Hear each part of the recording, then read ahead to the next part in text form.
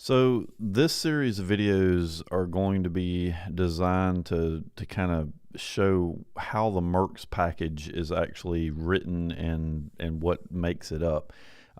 Keep in mind that MerX as a whole is nothing more than a protocol. It's the, how do we send information from one place to another. It's not the actual server that's doing it, but to kind of speed things along, we took the time to write a MerX server in the Go language, or Golang, which is a Google programming language, so that we could help some of the vendors that don't have programming staff to be able to put all this stuff together. We've kind of put this together to help out. It is not required. You could write this in PHP. You could write it in any other language that supports REST and JSON. But again, we just kind of put it together like this so that it'd be easy to install if you wanted to use it. So what we're going to be doing right now is going through the package itself, and then I'm going to delve into a little bit more detail and show some of the actual files that make this thing up. Now, when you download the source code, you're going to get a list of files in a MerX folder, and you're going to so right now I'm in nizex.com, and then MerX is the package that I'm in. In the main folder, we have a handle admin, and we're just going to ignore the administrative side of this. So we'll say handle package. We've got the merx.go, which is the main server, and then we've got public interface. And then inside of the common folder are some extra files that we use for our structures and those kind of things. And then packages are the things that we actually support, sending a purchase order, getting a purchase order's information, that kind of thing. So in addition to this, you also have a merx.conf file, and you have a create.sql file and a test.php file. So in order to run the test files, you do need a system that has PHP installed on it so that you can actually execute those scripts. Now, let's first take a look at the log file. The conf file.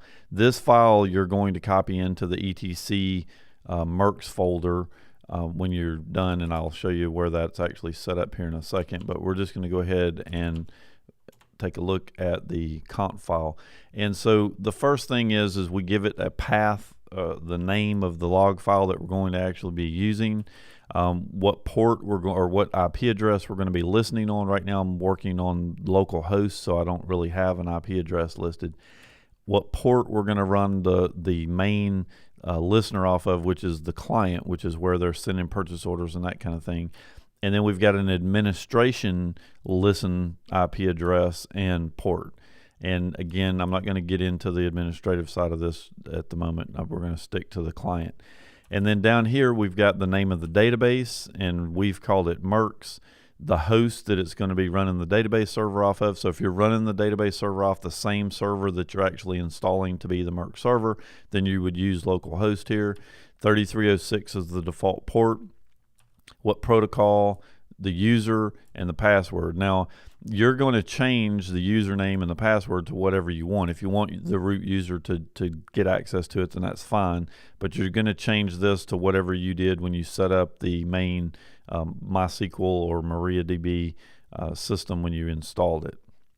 So those are really probably going to be the only two things that you're going to change right off the bat. So I'm going to close that out.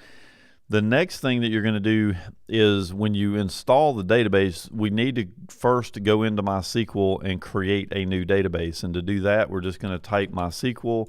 You're going to type in the -u. In this case, I'm going to log in as root. We're going to type in whatever password we set up, and we're going to type create database. And in this case, we'll say MerX. And so we're creating the MerX database on that particular server, and I'm not going to execute that because I've already done it. But and you do need to put a semicolon at the end of that line. Now, when you do that, it's going to actually create a database for you, and we're just going to quit. And now what we need to do is we need to execute that database, or we need to execute our create script against that database. So to do that, we're going to type MySQL -user root -p.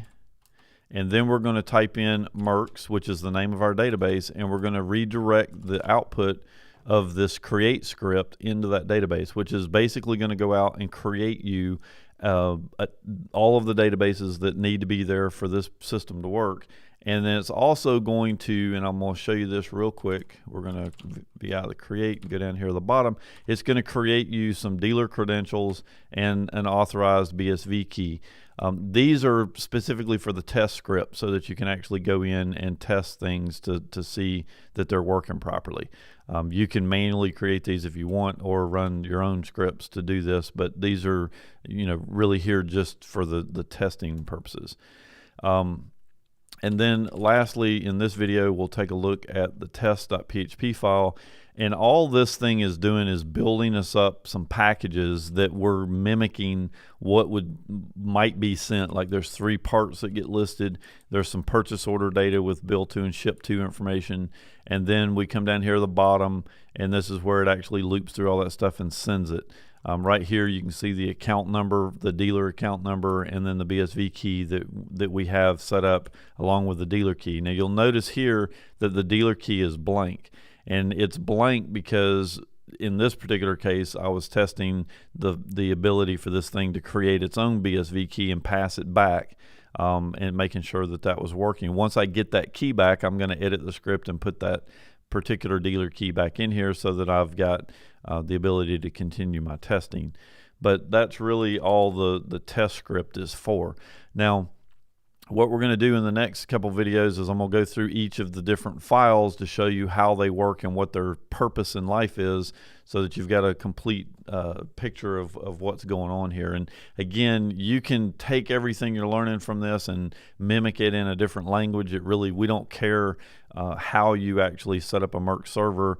The main purpose is that we're actually supporting the protocol, which is what's documented in the document on merxedi.com.